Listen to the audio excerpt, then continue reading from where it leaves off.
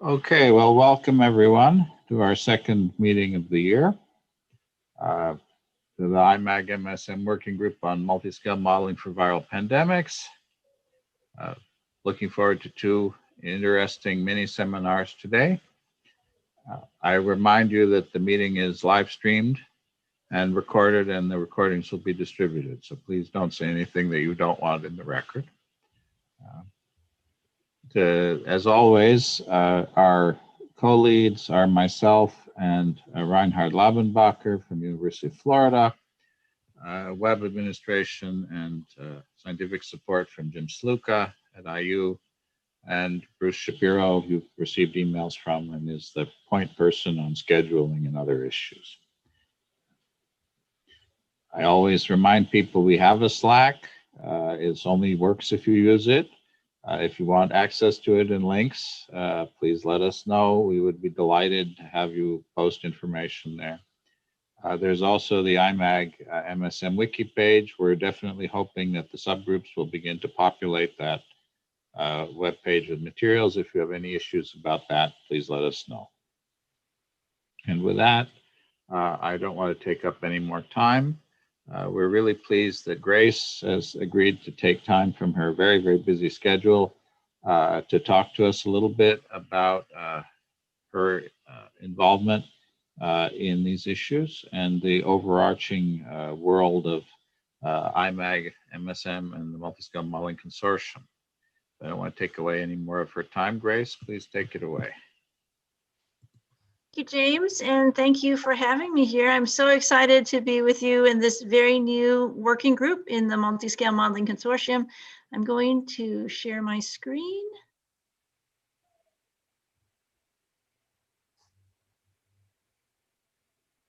Okay, can you see my screen? Yes. Okay, all right, so my name is Grace Peng, and I am officially a program director at the National Institutes of Health in the National Institute of Biomedical Imaging and Bioengineering. And actually my main hat is to manage programs for mathematical modeling, simulation, and analysis. And what I do for IMAG and the MSM is under my mathematical modeling program. You're welcome to check out my website on the NIBIB page if you have any questions about my regular program. So what I do with IMAG and the MSM is sort of my side hat, volunteer hat, but it's definitely a hat that I take with pride and shepherd along. And so James and Reinhard asked me to talk about how the IMAG and the MSM functions and its structure, and a little bit of history too, to provide this working group a context of what you're doing and why you're doing it and what motivates all this activity. So the IMAG is the Interagency Modeling Analysis Group. We have over 100 program directors from multiple government agencies or in the federal government. These acronyms popping up are just a representation of the agency, the main agencies. Underneath each of these agencies are sub-agencies. And all of the program directors are committed to promoting modeling and analysis, in this case for biomedical, biological, and behavioral systems. And so that is IMAG, and IMAG is this forum for government program officers to really have a place for them to talk about their programs with each other, to leverage each other, because this is a field that needs leveraging. We do it better together than alone. And so IMAG is the government side of this activity, and the multiscale modeling is what we call the extramural side, where all the awardees from the government agencies join in the Multiscale Modeling Consortium. And so the Multiscale Modeling Consortium started just from 24 projects way back in 2004 through interagency opportunities in multiscale modeling through an initiative between NIH, NSF, NASA, and DOE.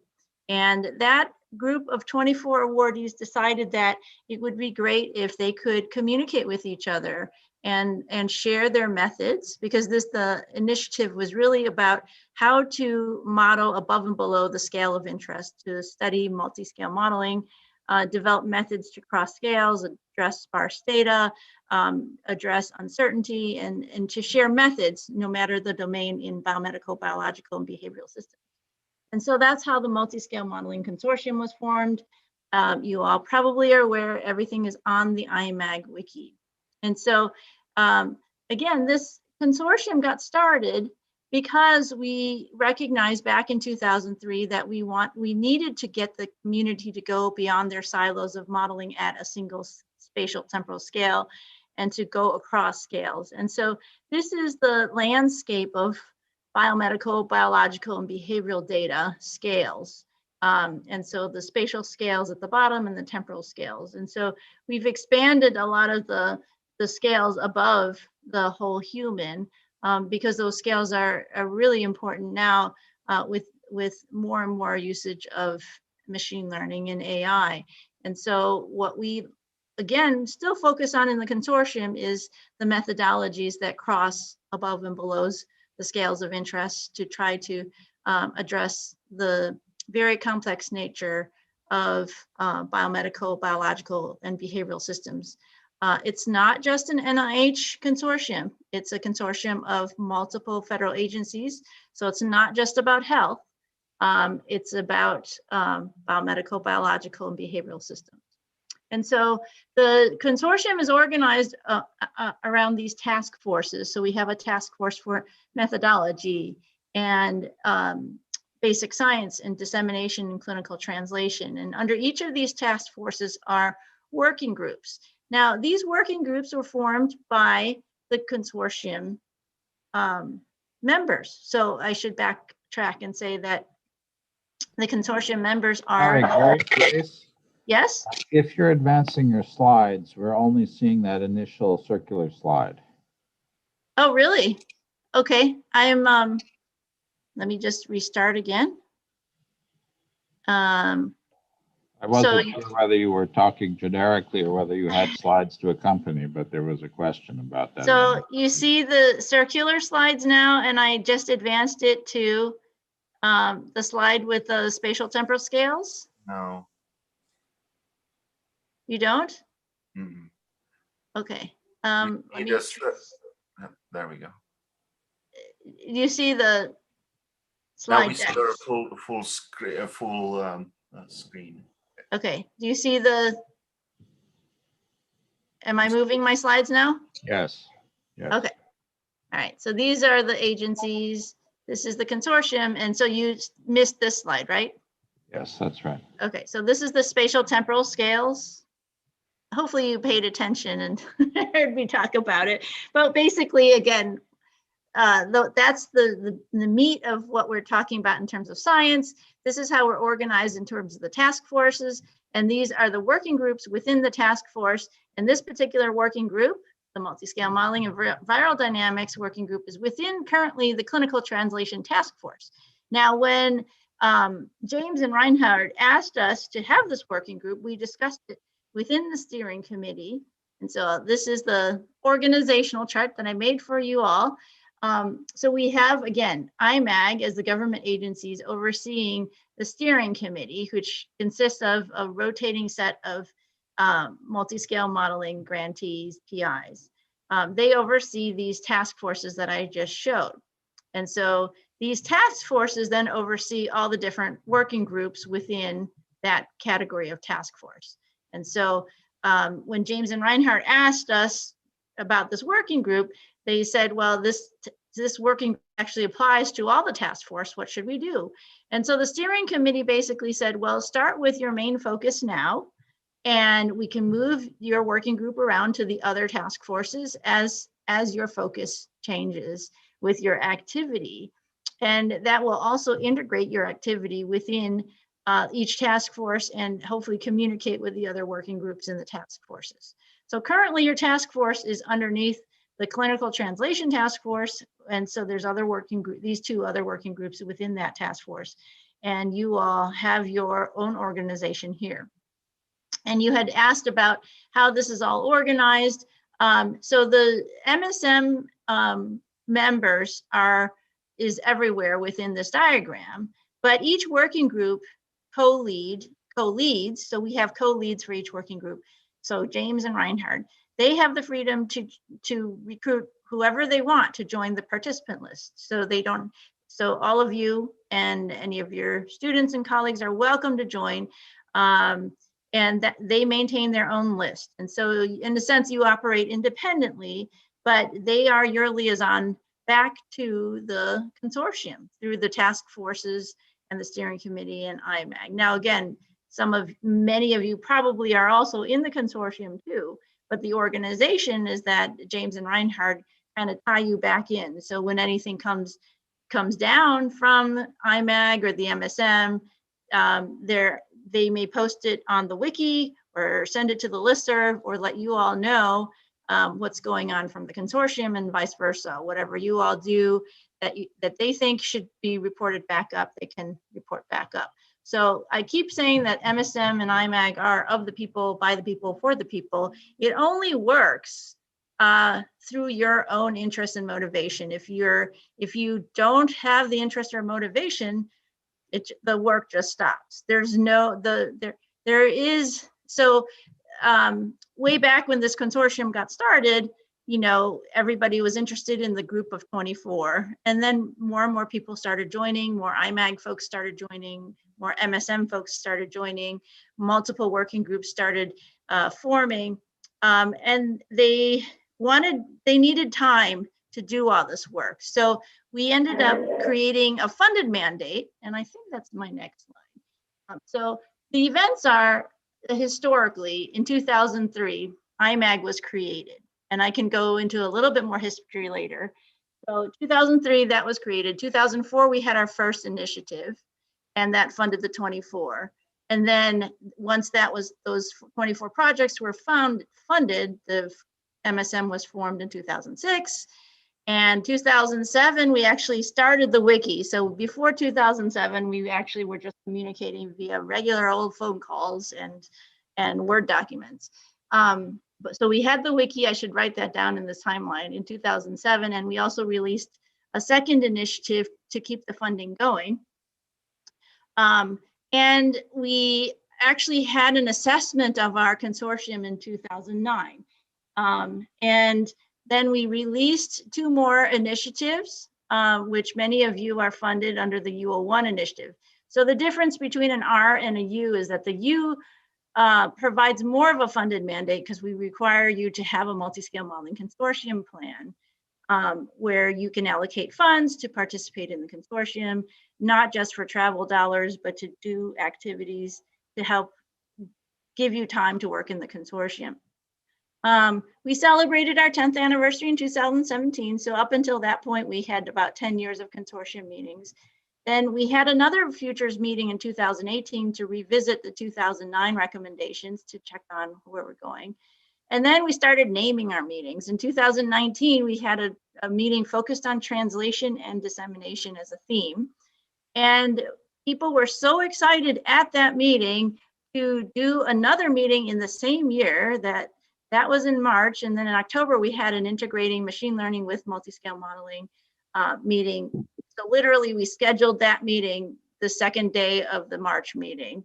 And then in 2020, we had a meeting all planned, ready to go, but it was right when COVID was hitting, and we ended up abbreviating it to a 3-hour meeting for trainees, and we had actually a prize competition for nurturing diversity among the multiscale modeling trainees. So these are some significant events, but essentially we created some funding for people to participate in the consortium activities through the U01 initiative. But at the end of the day, it is all about people utilizing this forum to benefit yourself and to use this opportunity to interact with IMAG and the MSM.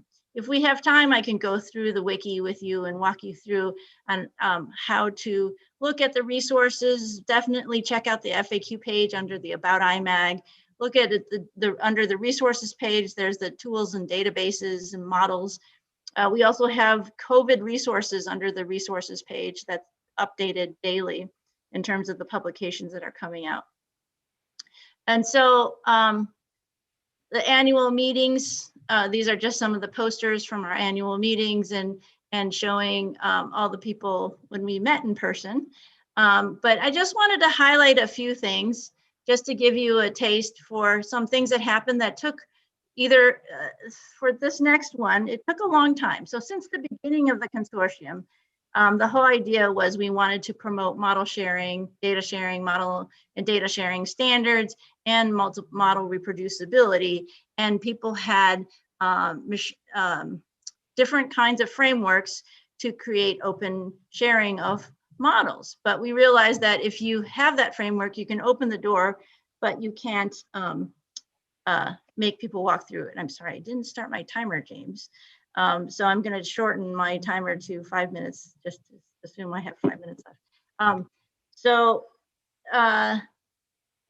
What we ended up doing was talking about how we make the models credible. How do we make somebody actually want to use your model?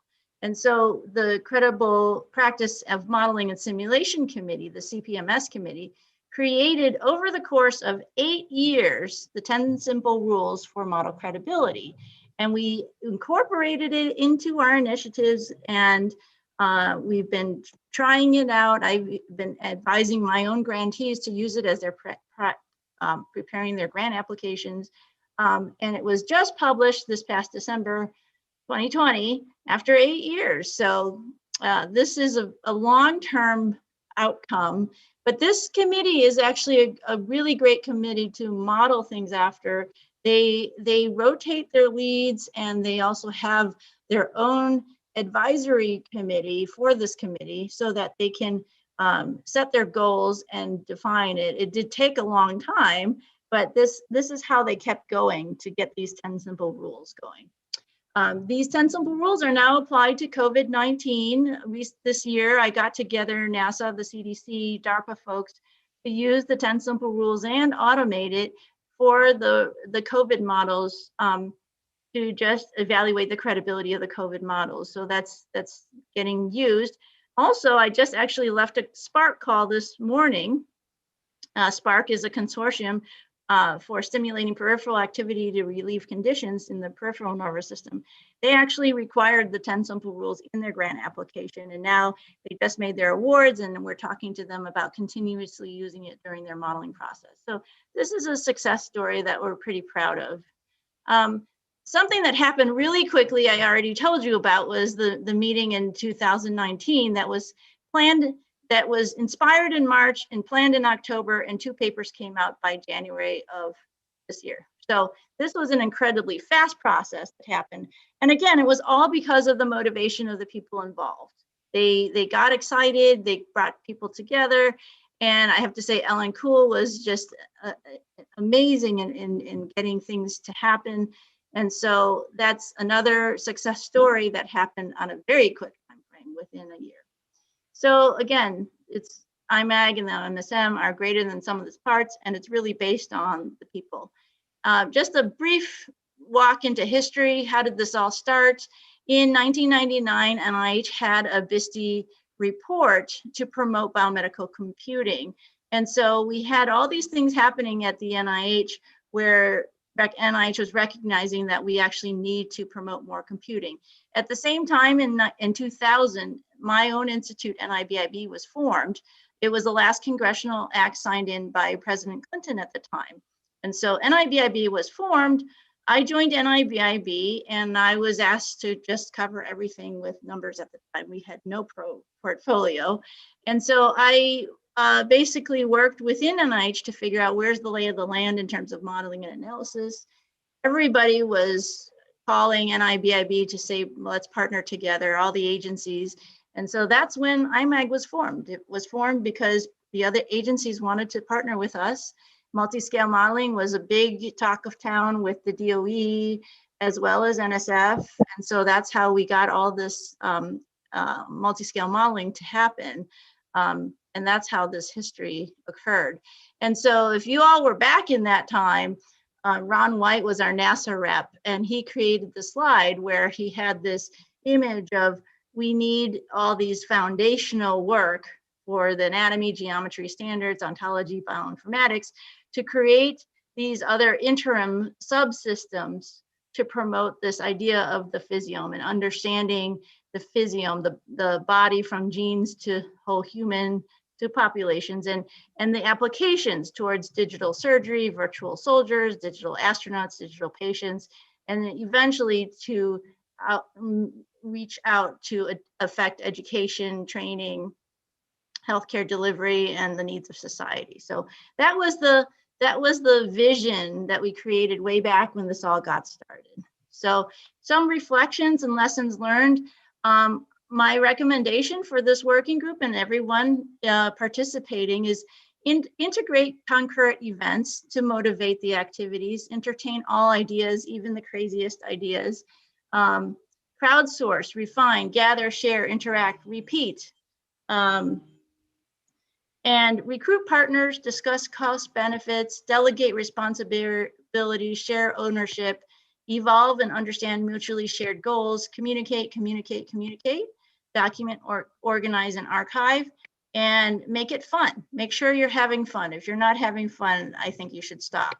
And to the working group leads, I would recommend that you devise a rotating leadership if you can, and utilize a steering committee as needed so that the burden's not all placed on the leaders. That's oftentimes what has happened in the consortium, is that the co-leads feel like they need to actually make everything happen, and then they burn out. And so the reason why the CPMS was able to go on for so long was they actually rotated leadership. And there's nothing wrong with also, we have had working groups be archived and put on hiatus or merge or split up. And it's all because of the way the science happens and whoever's involved. So there's nothing wrong with that. And I just want to thank everyone for participating. It takes a village to make this all happen. And here's my contact. I'll stop here. I'm sorry if I went over time. No, thank you very much. So we have time for a few questions. Anybody, you could definitely, Grace is incredibly responsive, so you could certainly talk to her offline, but questions now, Tomas?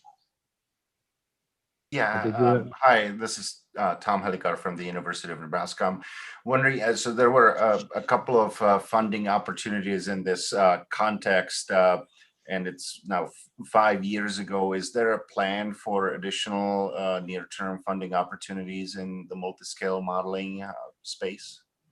So happily, multiscale modeling is now an accepted term at the NIH. And so since 2014, actually, we've had several initiatives. I'm very much involved in the NIH Brain Initiative. Spark, I had mentioned as well, are specific initiatives that promote multiscale modeling. If you have a multiscale modeling project, I would encourage you to just go ahead and submit it through, if you're interested in an NIH project, through our normal channels. If you go to the funding pages on the IMAG wiki, our IMAG agencies are continuously posting funding opportunities, or at least I have to keep reminding them to, but they all have initiatives. So multiscale modeling is no longer the nascent term anymore.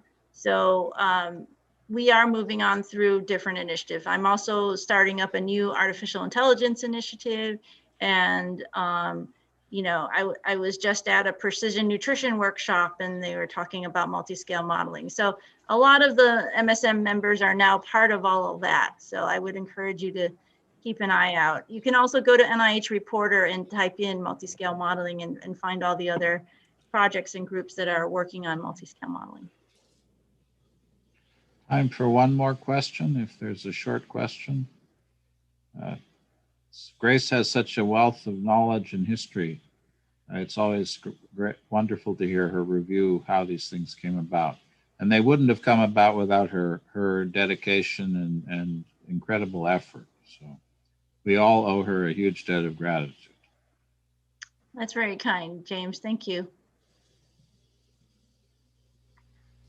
Other question? Was there? Ruchira, did you have a question? Oh, no, I just made a remark about, you know, maybe who is the audience of dissemination? So I guess, but that's kind of a broad question, maybe. Yeah, that is a key point that everybody's talking about in terms of truly translating the models. We need to actually have people accept them, and we have to disseminate as much as possible. I actually just hosted a fellow who worked on creating an education page for the wiki to disseminate from K through 12, or I guess K through retirement, to really have people understand what models are and why they're useful. It really is the onus of the consortium too to disseminate as much as possible. The 10 simple rules that I mentioned is a means to really help clarify your dissemination. Like I said, I was just talking about the 10 simple rules to the Spark folks, and they're just getting started on their projects, and it's a perfect time to use the 10 simple rules to essentially create a framework for the paper that you would publish from the work that you're about to start. And so the 10 simple rules outlines it very clearly, starting with the context of use of your model and going down the line with, listing your limitations and your version control and how you've conducted independent reviews, and basically allowing you to convince the other person that what I'm doing is credible. And it's a continuous process that you should be doing as you're developing your models. Okay, I apologize. I think we have to move on. I hope people will have, thank you so much again, Grace, for being willing to speak to us. That was a wonderful introduction and history. So next we have a follow-on, a dual talk from Guang Lin and Ehsan Kharazmi of Brown and Purdue, predicting a COVID-19 pandemic with uncertainties using data-driven models. So Grace was talking about the importance of uncertainty quantification, so perhaps we'll hear a little bit about that. Are you ready to take the screen? Yeah, so yes, can you, okay, let me share the screen. Okay, let me share the screen. Okay. All right, everybody can see my screen. Okay, so let's get started. Hello, everyone. Today is going to be a joint presentation between me and my collaborator, Dr. Ehsan Kharazmi from the Brown University. So my name is Guang Lin. So I'm also one of the subgroup leads. So I'm from Purdue University. I'm an associate professor at the Math and also the School of Mechanical Engineering and also Statistics, and also the Director of Data Science Consulting Service. Today, I'm going to talk about the predicting the COVID-19 pandemic with uncertainties using trustworthy data-driven SER models. So first, let's look at here. I basically want to develop a general framework for building a trustworthy data-driven epidemiological model.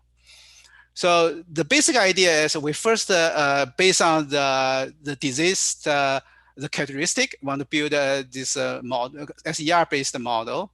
Then we're gonna look at which kind of data we can obtain. Is a data acquisition step. We find the available data. Then we also try to look for the events, timelines, so that we can develop a localized model. The following, then we're gonna look into prior identifiability, try to look into which kind of parameter we need to fit, which one we can biologically determine. Then the next step is we want to do some sensitivity analysis, try to identify which model parameter play more important role than the others. And then we can identify the important parameter, then we go to this Bayesian model calibration to calibrate that critical parameters. After that, I want to go one more step, is we call it a posterior identifiability. We want to look back this calibration process, the parameter we calibrate, whether they are robust enough and consistent enough, even they're subject to some noise in the data. And after that, then we want to make predictions. That's eventually is how make the model become useful, is we want to make a model prediction with a confidence interval. And one particular thing for the epidemiological model is we want to use that to evaluate the effect of the control strategy. For this COVID-19, we are gonna look into the vaccination deployment scenarios. So now the first step, let's look at the new COVID-19 model we developed here. So if you look here, this red star, pop star, that's the three new compartment we added. So this is basically a traditional SER model. We add several new compartments. So this is the first one is the pre-asymptomatic, and this A represent the asymptomatic, and this Q represent the isolated quarantine stage. So this is the three new compartment we're adding, particularly for the COVID-19. And this IHD with this green pop star, that represent where we have the observation data, right? So we get from the CDC website, so we can obtain how many infected cases, hospital cases, and the death cases. We come in here, so this is the diagram for the SER model. And on the right-hand side, the red color, we showcase these three most important parameters in the SER model. So the first one is the transmission rate. The second is the P, hospitalization rate, and the Q is the death from the hospital rate. So we highlight here, this is P, okay, this hospital, this is the death, and this beta is the transmission. So this is the three most important parameter, and the following one is the governing equations. Now we're gonna move to the next step about the data acquisition on the timeline. So the goal here is we want to, in particular, this is for the New York City, we identify the timeline, we separated the whole time horizon into 6 different stages. The goal is we want to calibrate piecewise model parameters to capture the local epidemiological dynamics. So we are gonna have a piecewise model parameters within each stage, in particular for the New York City. Then the next step we're gonna look into is so-called prior identifiability. The goal is we want to, using this kind of analysis to identify which parameters should we fit. So that's the goal.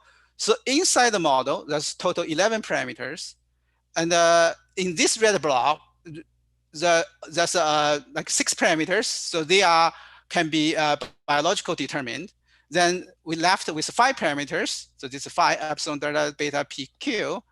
Then we're gonna rely on the identifiability analysis, try to look into which one we can identify, which one we cannot. So the first tool we use is so-called the facial information matrix method. We want to look into this 5-parameter correlation matrix.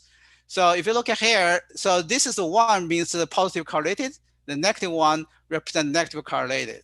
So if it's green, it's in the middle, that means they are not that much correlated. So this means P and Q are independent with the rest parameter, and also they are independent too. So basically, so that means P and Q, we are potentially identifiable. Then we left with the 3 parameters that is highly correlated, the epsilon, delta, and the beta. Okay, then we go to the next step. We use this SIM-based the structural identifiability. So the structural identifiability basically is just looking from the OD perspective. I want to say which parameter is globally identifiable or which one is local identifiable. So through this analysis, we find out this beta PQ are global identifiable and the epsilon and delta are local identifiable. Local identifiability means we have to find this good region so that they can identifiable. If we define the wrong region for the epsilon, so then we may not be identifying them correctly. So based on this analysis, we determined that the beta, P, and Q, that's the 3 parameter we should fit. And the epsilon and delta, we should use the number based on the CDC recommendation. So this is the so-called prior identifiability analysis. After we're doing that, we know this beta PQ gonna be the parameter we want to fit. Then the next step, we want to using the sensitivity analysis to identify which parameter is sensitive with respect to the output. Here we have looking into 3 kinds of output. The first one is the accumulated infected cases. We highlight here as IC. And to the sensitivity, we find out the beta plays the most important role. The PQ does not have contributions. Then we look into the output with respect to the accumulated hospital cases. Then you find out the beta and the P play the important role, and the beta seems more important than the P. And if we look into the deaths, then we want to find out the beta, P, and Q, these 3 parameters both play an important role here. So this is the sensitivity the take-home message you want to learn from here is the beta parameter is the most important parameter. So that's why when we do uncertainty quantification, we have to consider the uncertainty introduced by the beta. Now we want to using the data from the New York City, try to do the Bayesian model calibration. So here we understand the most important parameter is the beta transmission rate, right? So that's why we developed this, we model this beta as a piecewise constant model parameters so that we can capture the local epidemiological dynamics. So later, my colleague Ehsan, he gonna using the physical informant neural network to model this transmission rate as a function in time. But here, we just model it as piecewise model parameters. So you can see within each piece, they're constant, but they changing within each stage. So this is the way we do the model calibration based on the events, the 6 different stage. And here we present this fitting. So the blue dot is the real measurement data we obtained. And the orange curve is the prediction. On the top left is the new number of the individuals, and the middle is the new hospitalized cases, and on the right is the new death cases. So you can see, so our model can predict and fit the measurement data pretty well. On the lower is basically we model this P and Q, and also as a time-dependent piecewise constant parameters. Will be different value within each stage. This RC is we call the reproduction number under control. So this is basically under this control strategy. You can see how this reproduction number varies in time. Our take-home message is we want this reproduction number to be below 1. That means this disease is under control. If it's beyond 1, the number of cases is going to be increased. Okay, so that's as you can see, the cases increase, right, for the reproduction number after the October, it goes up again. So now let's look at after calibration, then the next step we're going to look into so-called posterior identifiability. So in this step is we want to look at whether this process we invented here is whether they are consistent and the robustness in the model calibration. The goal is we want to build a trustworthy data-driven epidemiology model. So that's why we introduced the so-called practical identifiability tool we want to look into. So the basic idea is we introduce some noise to the output measurement data we obtained. We add into some noise with some distributions. Then we sample this noise. Then this observation data will include the noise. Then we calibrate the model parameter beta P and Q. Then we look into the calibrated beta P and Q. What's the error going to be introduced after we introducing the noise? We would like to the error of the beta P and Q within some threshold. So in this case, it's below than 1. Okay. So if you look at this different kind of study, we assume we have different kind of data set available. In the first one, we assume we have the infected case, hospital case, and the death case. We have 3 kind of data sets. If we are given 3 data sets, you can see we can calibrate this beta and P and Q very accurately, even we introduce some additional noise. However, if you look at if we don't include for example, don't include the infected cases, you can say this will be a very bad result. It will not be identifiable. So that's basically to support us. If we have this 3 data set, we should trust our calibrated results. So now we're gonna move to the model prediction with the confidence interval. Is basically want to predict under the uncertainty environment. So here we know this beta, the transmission rate is the most important parameter. So that's why this is because this beta affected by many things. For example, we know the COVID-19 has different threats, right? So there's a new kind of COVID, right? Variations, all that going to contribute to the changes of the beta. So that's why we want to model beta as under the uncertainty. So here we basically assume beta subject to 25% variations. Want to know the confidence interval in our prediction. So that's why you can see here, if we predict 2.5 months on the top left, so you can say this error bar, right, cannot cover the whole spectrum of the blue dots. The reason is because we kind of prediction in a too long period of time. Also, we cannot foresee what happened during the Thanksgiving time, right? So that's why, so you can see our prediction is under predict compared to the real cases.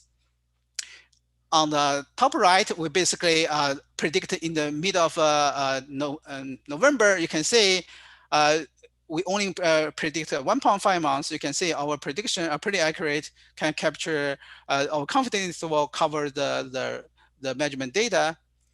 In the lower two plot, we basically is to study two kind of scenarios of a prediction. Left scenario is we continue basically New York City indoor dining policy. We allow people to do the indoor dining. So you can see these cases will increase dramatically. On the right, if we apply this no indoor dining policy, right? So you can see this mean prediction gonna be a drop. Also, this error bar will also drop as well. So you can see the effective of if we apply the no indoor dining policy. Finally, we're gonna evaluate the effect of the vaccine deployment because we talk about the different kind of deployment scenario, want to how much it's gonna affect us, right? So to be able to model this vaccine deployment, we have to introduce a modifier of the model. So we basically, after the vaccine, we have a kind of, we make a one arrow from the S directly connect to the R. So this little V I highlighted here is the daily vaccine rate.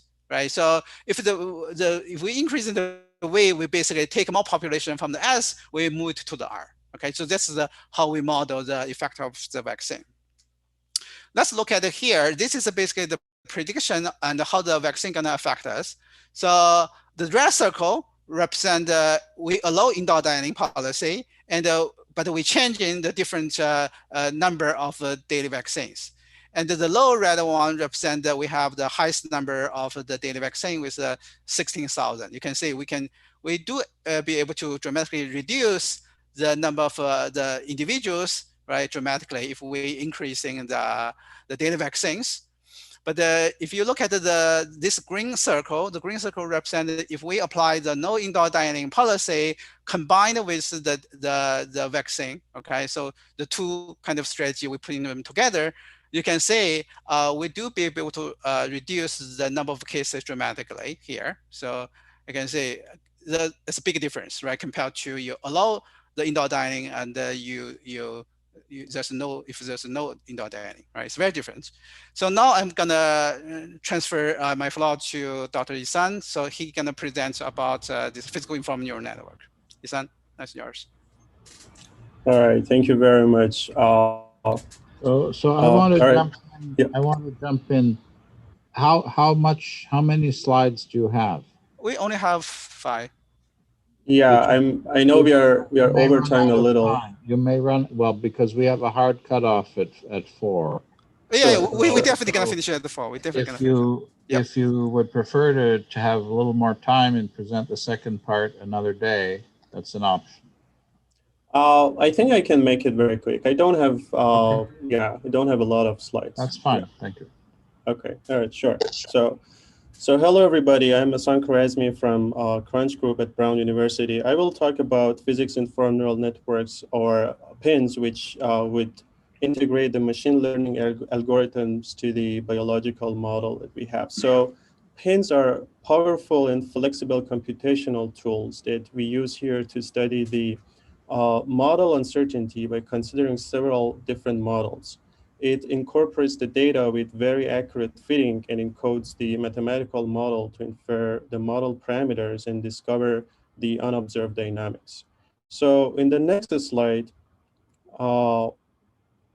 in particular, we can consider several different epidemiological models, from simple to complex ones with several different compartments. For example, we can simplify the model 3, the one that Professor Lin just discussed in the first part of the talk, by removing the Q and P compartments to simplify to get model 2 and model 3. I will show later other models that we also consider in this study. So in general, the structure of pins shown in the lower figure, so in general, the structure of pins, which I show here, we can see that it encodes the corresponding OD of each model that we consider into the network. As we can see, the orange shaded area, the ODs are already here in the network. More importantly, it allows us to consider the three important parameters, beta, P, and Q, to be expressed by separate neural networks as time-dependent parameters. Therefore, we can discover the dynamics of these time-dependent parameters as well as the unobserved compartments of the epidemiological model that we have. So let's go back to the New York data in the next slide. So we see in the left column that PIN can very accurately fit all the available data that we have. In the middle column, I show the inference of transmission rate and the hospitalization rate, the important parameters that I just said, and the discovery of the unobserved compartment for daily cases for the three different models, 1, 2, and model 3. And we can also predict the dynamics in future for each model to see how the dynamics evolve in time. So in the next slide, we also consider fractional model that introduce memory in the dynamics. So a fractional derivative is actually a convolution type integral differential operator with a power law kernel. The order of the fractional derivative, here we denote it as kappa, is the notion of memory where a small value of kappa can be thought of as a delay in the response, for example. So here we consider a simple fractional SIR model where each compartment can have a different fractional order. And we see that the value of kappa is different for the different compartments of S, I, and R. So in the next slide, we compare this fractional model with the integer order one. We clearly see that a small fractional order for the compartments S and R cause a delay in their dynamics, while for the I compartment, an almost integer order kappa, the dynamic is close to the integer order model. And finally, in the next slide, we consider a more general case where we let the memory effect evolve in time by letting the fractional order kappa to be a time-dependent function. So here we have 4 separate neural networks for beta, P, Q, and kappa. So these are time-dependent parameters that can be inferred by all of the data that we have. So we can also do prediction after we infer these time-dependent parameters. So we actually have a flexible computational tool that can encode several different models and then crunch the data that we have and then discover the unobserved dynamics and infer the parameters and then predict in the future. So I think because we were a little bit over time, so I'll just, in the next slide, show the summary and stop the talk here. Thank you very much. Yeah.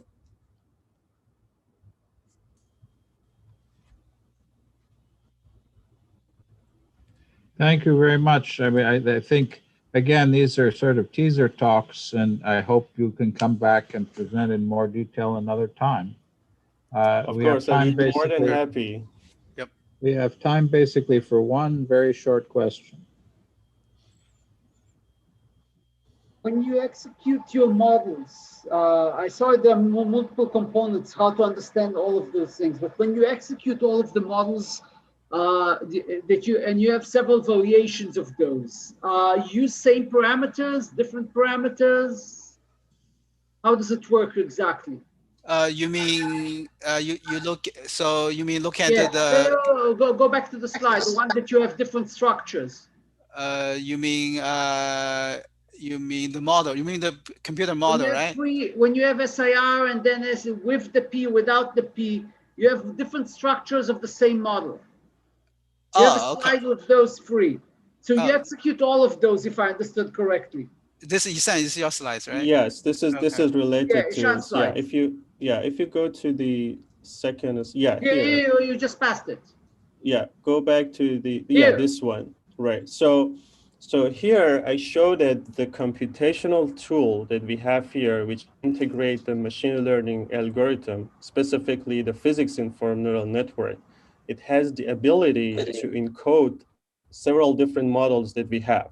Like, for example, we can consider model 1, can consider either model 1, model 2, or model 3, and we crunch the data and solve the ODE, and then discover the dynamics. So this is, here we're gonna have to discuss with other people, with experts, which model is the best to consider. So, but once we have the model, we can crunch the data, we can discover the unobserved compartments, and then we say that, all right, so this is the analysis that we have. Is it meaningful? Is it not meaningful? So basically, this is a powerful yet flexible computational tool that can incorporate and encode all of these different models, like local models and local models, and then very efficiently and accurately fit the data, infer the parameters, and then do the prediction in time. Okay, we'll have to talk more offline. Sure, sure. Okay, thank you very much. That was wonderful. I wish we had, every time we do these mini seminars, I wish we had more time to go over them. So I hope maybe some people can invite you to give a full-scale seminar on these issues. And we really appreciate it. I'm sure that was valuable to many people. It was very germane to things we were discussing in one of the subgroups earlier today. Very, very helpful. We wanted to draw attention to the NIH COVID resources page on the IMAG wiki. Grace talked about that earlier. Please do help update that and make your materials available there. I'd like to turn it over now to Reinhard to report on the, in 2 minutes, on the steering group meeting that we had last week. Reinhard, can you take it over, please? Yeah, thank you, James. And let me add my thanks to all the presenters. I think this is just such an important component of this working group, and I'll make another comment about this in just a minute. As we had discussed earlier, we have established a steering group for this working group, or steering committee, I guess, whatever you want to call it, which consists of all the subgroup leads. So there are 28 subgroups at the moment. Some have a small number of no leads at this point. Some have several, some have many. And of course, the major work that is being done is done as part of these subgroups. So if you have not signed up for one, please take a look what the different topics are and sign up. If you have signed up but you haven't participated yet, then please get in touch with your co-leads and do so. So we had our first steering group meeting earlier this week, rather last week on Friday. And it was a very, very interesting meeting. There was a lot of discussion about, what the real purpose of this working group is, what some possible outputs could be, what the impact could be. And one of the themes that came out really is that the working group it sort of provides a forum to learn about research and to maybe help organize it in some way. It made me think of, I think it was FedEx that at some point had this slogan that they were organizing the world's commerce. And maybe this working group can play a little bit of the role of organizing the various strands of research, the various work that is done around multiscale modeling of viral pandemics. It's looked at it from that point of view. It's quite daunting, and these these short presentations play a really important role in that they bring the research of a number of people together, and we've had now quite a bit of feedback of people who have discovered interesting topics and interesting techniques that led to rethinking their work and to new collaborations. So one of the things we need to do is think carefully about how we can do this in a more systematic way. There was quite a bit of discussion actually about one of the slides in Fred Adler's talk that he presented, and I think it's at the bottom of the slide that's up right now.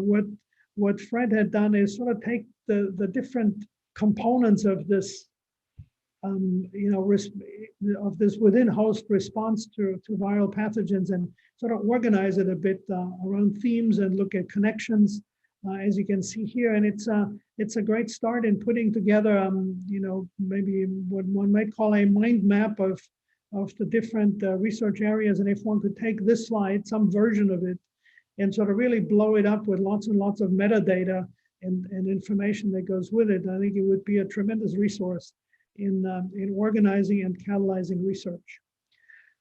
So that's really the task at hand, and subgroups, have to sort of fill in a lot of pieces, and then maybe the steering committee or some subcommittee or some version of it will have to work on really synthesizing it and systematizing it. So that's where we were. The subgroup leads will be in touch with everybody in next steps. So we've made some suggestions as to what each subgroup ought to do. Essentially, the idea is that each subgroup will now produce a white paper that kind of surveys the particular topic that the subgroup focuses on, what the issues are, what the resources and accomplishments are, and what the challenges are and how one might meet them. So that's part of the next steps. So as Grace said earlier, this is done by engagement of all the working group members, and without them, nothing will happen. And James, thanks for pulling up this charge to subgroups. So this is what your subgroup leads will, in one form or another, distribute to you, hopefully. So that's where we are for the next month or so. That's all I wanted to say, and we're out of time. So thank you very much.